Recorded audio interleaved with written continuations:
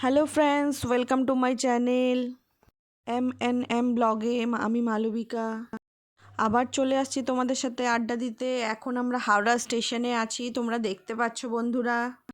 তো আজ দোল পূর্ণিমায় প্রচুর জাম। এমনিতেও হাওড়া স্টেশন, শিয়ালদা স্টেশন সবসময়ই জাম থাকে, তোমরা জানো বন্ধুরা।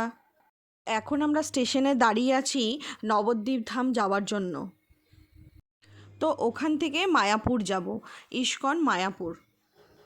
তো আমরা দাঁড়িয়ে আছি কাটোয়া লোকাল ধরবো বলে। তো স্টেশনে তো প্রচুর জাম, তাছাড়া আজ ট্রেনেও প্রচুর জাম হবে, জানি না কিভাবে যাব, তবুও উদ্দেশ্যে রওনা হলাম। তো যেটা ভাবছিলাম সেটাই হলো, ট্রেনে প্রচণ্ড জ্যাম ছিল, দাঁড়ানোর জায়গা ছিল না। 2.5 ঘন্টা আমরা দাঁড়িয়ে গেছি। ফাইনালি পৌঁছে গেলাম আমরা নবদ্বীপ ধাম স্টেশনে। তো স্টেশনে নেমে আমাদের হাল পুরো নাজেহাল হয়ে গেছে, কারণ আমরা পুরো ট্রেনটাতে দাঁড়িয়েছিলাম। আর 2.5 ঘন্টা দাঁড়িয়ে থাকা তো আর মুখের কথা না। আর সবচেয়ে বড় কথা, আমাদের তো সেরকম অভ্যেস নেই, তাই খুব অসুবিধা হয়েছে। মার শরীর খুব খারাপ লাগছিল, গরমে নাজেহাল অবস্থা। তারপর মা একটু জল দিয়ে মুখ টুক ধুয়ে নিল, আমরাও একটু জল টল খেয়ে নিলাম। তো আমরা স্টেশন থেকে বেরিয়ে রুমের দিকে রওনা হচ্ছি। রুমে গিয়ে ফ্রেশ হয়ে স্নান করে তারপর আমরা মায়াপুরের উদ্দেশ্যে রওনা হব। তো আমরা রেডি হয়ে বেরিয়ে পড়েছি। তো খুব খিদে পেয়েছে, তো ফার্স্টে আমরা ব্রেকফাস্টটা করে নিই। তো আজ আমরা ব্রেকফাস্টে করলাম কচুরি, চানার ডাল আর মিষ্টি দই, নবদ্বীপের মিষ্টি দই। ওইদিকে রূপাদি আর সুমনদারাও মায়াপুর আসছে, তো আমরা একসঙ্গে মায়াপুর নবদ্বীপ ঘুরব। তো আমাদের দেখা হয়ে গেল, এখন আমরা একসাথে মায়াপুর যাব। হ্যাপি হোলি বন্ধুরা তোমাদের সবাইকে। হ্যাপি হোলি রুশ, হ্যাপি হোলি। আজকে ফার্স্ট টাইম রুশ আর রুন আমার চ্যানেলে। রূপাদিকে তো তোমরা আগে থেকে দেখেছো। মৈনাক কোথায় চলে গেছে? ওই যে মৈনাক বাবু দাঁড়িয়ে আছে, জ্বরে পুরো ক্লান্ত।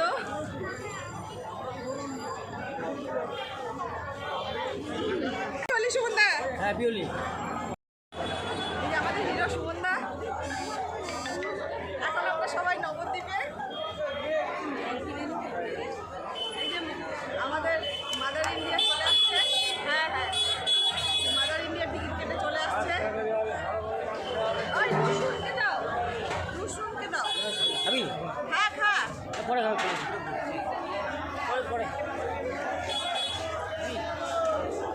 আচ্ছা দেবেছি তো দাও। চৈতন্য ভবন পৌরসভার পাশে নবদ্বীপ, তুলসীডাঙ্গা, সমুদ্রগড় ও পূর্ব বর্ধমান।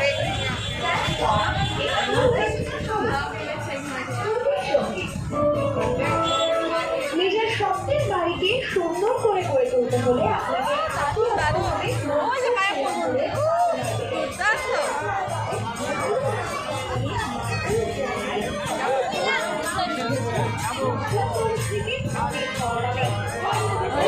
ওটা ক্যাপচার করো। হ্যাঁ,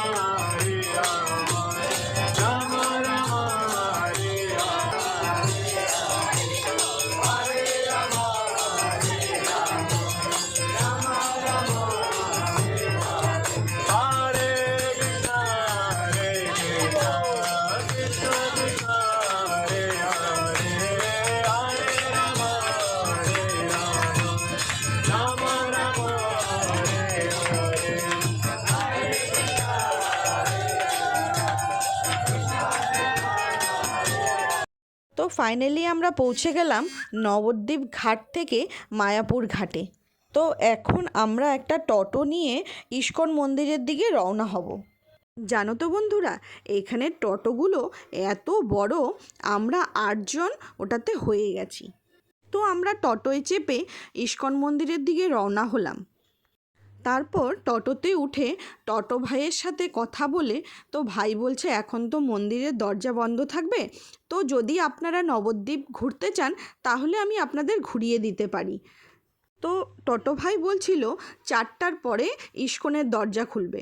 তো আমরা বললাম ঠিক আছে, তাহলে চলো আমাদেরকে নবদ্বীপটা পুরো ঘুরিয়ে দাও, কি কি মন্দির আছে কি কি আছে তুমি আমাদেরকে সব গাইড করে দেবে। তো ভাইটা বলল, হ্যাঁ দিদি ঠিক আছে, আপনাদেরকে পুরো নবদ্বীপ আমি ঘুরিয়ে তারপর ইস্কন মন্দিরের সামনে এসে নামিয়ে দেব। আমরা বললাম ঠিক আছে চলো। তো মায়াপুরের এটা নাকি রাজবাড়ি ছিল বল্লাল সেনের, অনেক পুরনো। তো এক ভূমিকম্পে এই বাড়ি নাকি মাটির নিচে পুঁতে গেছিল। তারপর অনেক বছর পর খনন করে এই বাড়ি বের করা হয়েছে। তো সুমনদা তো খুব রসিক মানুষ। সুমনদা কৃষ্ণকে বলছে, কৃষ্ণ আরেকবার আসলে তুমি আর আমি কুড়াল বেলচা ওগুলো সব নিয়ে আসবো, খনন করে দেখবো আরও অনেক কিছু বের করতে পারি আমরা রাজার সম্পদ। বল্লাল সেনের বাড়ি ছিল। আচ্ছা, অনেক বছর আগে মাটিতে ভূমিকম্পে ডুবে গেছিল। আচ্ছা, সেই রাজবাড়িটা খনন করে বার করা হয়েছিল। তাই? সেই ধ্বংসাবশেষটুকু আপনারা দেখুন। আচ্ছা আচ্ছা, এই ভাইকে দেখছো, এই টোটো দাদা ভাই বলতে পারো আমার। তো ওই ভাই আমাদেরকে আজকে সব ঘুরে দেখাবে, চলো সাথে থাকো।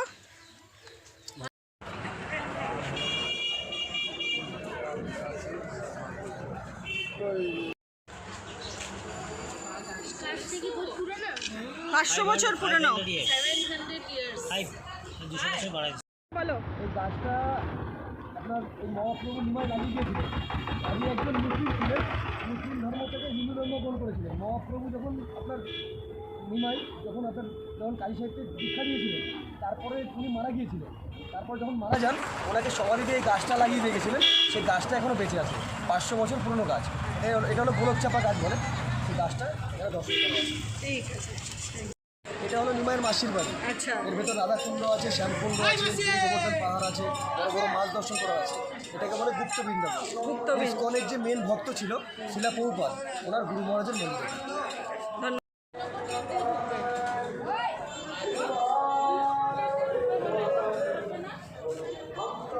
গুপ্ত বৃন্দাবন।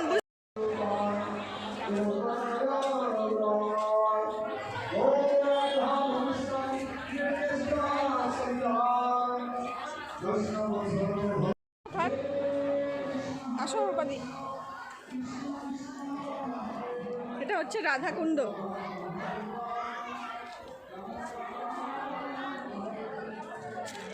আসে মাছ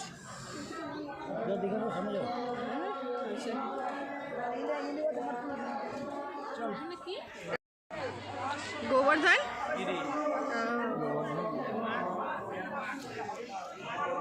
মঠ হচ্ছে চৈতন্য মঠ। এই মঠ সারা বিশ্বে মঠই তো মঠ আছে, খানবাজারে না কোথায় একটা মঠ আছে গৌরী, ওটা মাধব মঠ, মাধব।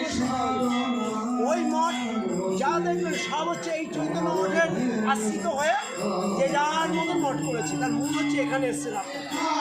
এখানে যত মঠ দেখবেন তার মূল এখানে ঘুরলে কোথাও যেতে হবে না, কোনো জায়গার প্রয়োজন নেই। তাহলে এখান থেকেই আপনি এই যেটুকু পাবার, আজকে যে রাধাকুণ্ড দর্শন করলেন, গিরি গোবর্ধন, ওই বৃন্দাবনেরই মানে আরেকটা জায়গায়। আর এখান থেকে আপনি যোগপীঠ যাবেন, শিবাসঙ্গন যাবেন, দর্শন করবেন। এই সামনে আছে আপনার হচ্ছে শ্যামকুণ্ড, শ্যামকুণ্ড দর্শন করে যাবেন। মন্দির এখনো খোলেনি, খুলবে, দর্শন করুন। এটা হচ্ছে গান্ধারীকার বিধান নাট মন্দির। এটা হচ্ছে প্রভুপাদের ওইদিকে শুরুর সময় এখানে ভজন করতেন, এখানে ভজন করতেন। এটা হচ্ছে আমার গুরুদেবের মানে সমাধি, ঠিক আছে। আচ্ছা, এই হলো ব্যাপার। আসাম জায়গাটা আমি ভীষণভাবে আগে খুব যেতাম, আমার শিলচরে খুব ভালো লাগে, কাছাড় ডিস্ট্রিক্ট ওটা, সিলেটি লোক থাকে। আমরা অন্ন সেবা করতে বসছি। এক মহাপ্রভু আমাদেরকে অন্ন সেবা করাচ্ছে। দ্রৌপদী,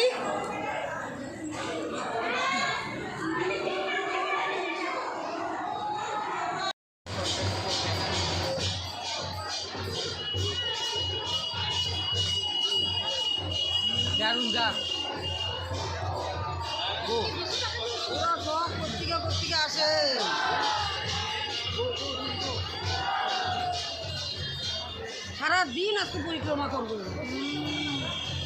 কত দল বাড়াবে, এক এক আশ্রমের এক এক দল।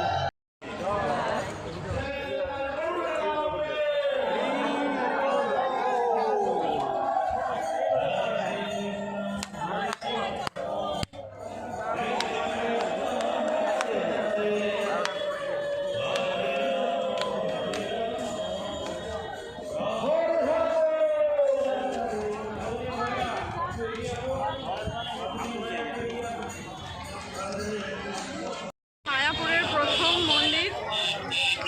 এইটা 4 জায়গা।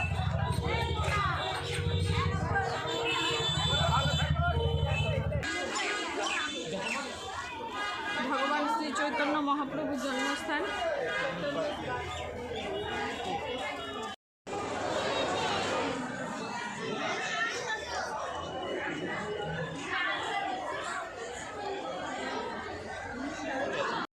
এই সেই নিম গাছ, এটা নাকি 500 বছরের পুরনো নিম গাছ। এখানে নিমাইয়ের জন্ম হয়েছিল। এটা হচ্ছে নিমাইয়ের জন্মস্থান। পুরো মায়াপুরের লোকজনের এত ভিড়, একদম যেমন আমাদের কামাখ্যায় অম্বুবাচী মেলায় হয় ঠিক সেরকম।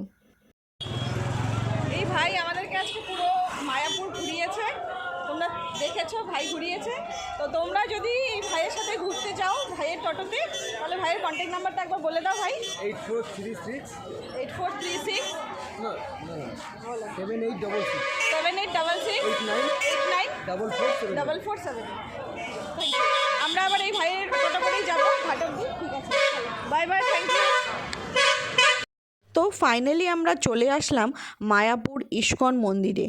ইস্কন মন্দিরের 1 নম্বর দরজা দিয়ে আমরা এখন প্রবেশ করব। জানো তো বন্ধুরা, অনেক দিনের ইচ্ছে ছিল এই মায়াপুর ইস্কনে দোল পূর্ণিমায় আমরা আসব। তো শেষমেশে সেই ইচ্ছেটা আমাদের পূরণ হলো।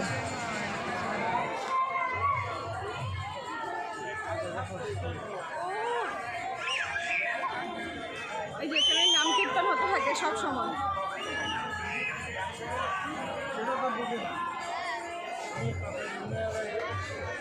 অখণ্ড হরিনাম সংকীর্তন।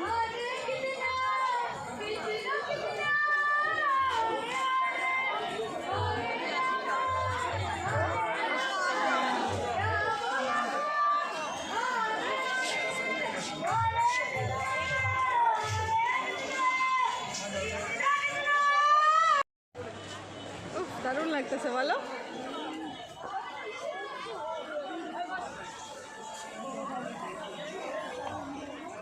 নতুন মন্দিরটা হচ্ছে। তো দেখছো তো বন্ধুরা, ভেতরের পরিবেশটা কি সুন্দর দেখাচ্ছে। তো এটা হচ্ছে নতুন মন্দির। নতুন মন্দিরের কনস্ট্রাকশনের কাজ চলছে এখনও। আর এটা হচ্ছে সেই পুরনো মন্দির, সেটাতে তো আমরা ভেতরে ঢুকবই। আগে চারিদিকের পরিবেশটা একটু দেখে নিই। খুব সুন্দর পরিবেশ। দোল পূর্ণিমায় পুরো মায়াপুর নবদ্বীপ পুরো বসন্তের উৎসবে মেতে উঠেছে সবাই। তো বন্ধুরা, এখানে মোবাইল জুতো সব জমা রেখে তারপর ভেতরে যেতে হবে। যদিও আমরা এখানে রাখিনি, বাবু বাইরে বসা ছিল, তো ওর শরীরটা ভালো ছিল না, তাই আমরা বাবুর কাছেই সব রেখে গেছিলাম। আপনারা আসলে কিন্তু ওখানেই সব জমা রেখে যেতে হবে।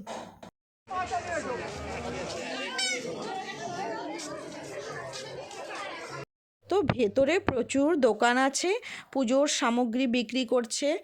তো আপনারা চাইলে নিতে পারেন। আমরাও অনেক কিছু কেনাকাটা করেছি। ভেতরে বাইরে প্রচুর দোকান। তারপর ঘুরতে ঘুরতে আমাদের গলা শুকিয়ে গেছে, আমরা একটু লস্যি খেয়ে নিলাম।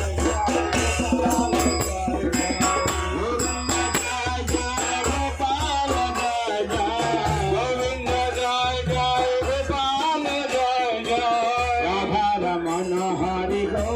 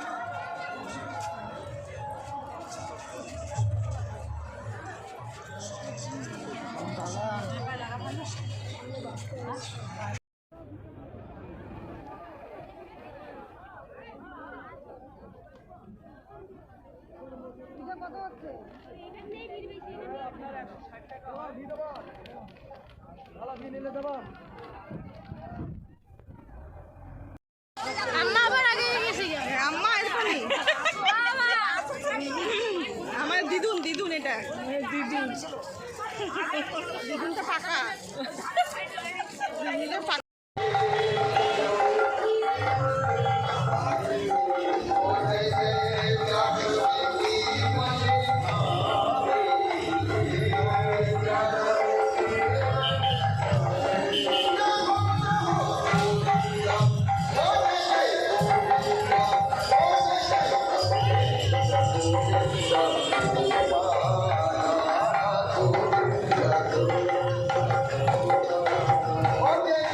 তো আমরা মন্দির থেকে বেরিয়ে পড়েছি ঘাটের উদ্দেশ্যে। তো আজ দোল পূর্ণিমার জন্য সব নো এন্ট্রি করে দিয়েছে, কোনো টোটো এখন যাবে না, তাই আমরা পায়ে হেঁটে রওনা শুরু করি। তো আজকের মতো ভিডিওটা এখানেই শেষ করলাম। সবাই ভালো থাকবেন, সুস্থ থাকবেন। ভিডিওটা ভালো লাগলে লাইক, কমেন্ট, শেয়ার।